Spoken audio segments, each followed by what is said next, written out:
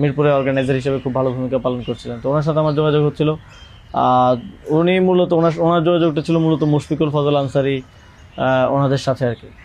তো ওনার মাধ্যমে আমার ডক্টর আলী রিয়াজ তারপর হচ্ছে বদির আলম মজুমদার স্যারদের সাথে যোগাযোগ হয়। ওনাদের সাথে আমি কথা বলি।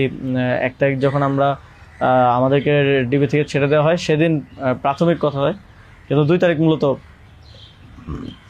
আসল কথাবার্তা শুরু হয়। ওনাদের সাথে কথা বলে এবং ওনাদেরকে তখন আমি জিজ্ঞেস করছিলাম যে ডক্টর মোহাম্মদ ইউনূস কি আসবেন কিনা যদি আমরা আহ্বান করি।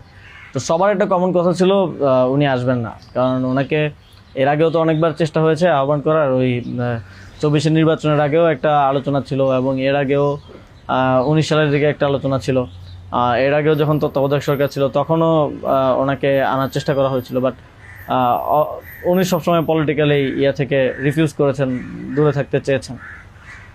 তো আলী রিয়াজ স্যারও আমাকে বললেন, বদিউল আলম মজুমদার স্যারও বললেন যে উনি আসবেন না। আরও যাদের সাথে কথা হচ্ছিল উনি রাজি হবেন না, এই ধরনের একটা কথা ছিল। বাট আমি সরাসরি ওনার সাথেই কথা বলতে চাই। এবং তখন হচ্ছে শামীম ভাই আমাকে ওনার বর্তমান যে এপিএস সাব্বির ভাইয়ের নাম্বার দেন। তো সাব্বির ভাইয়ের সাথে যোগাযোগ করার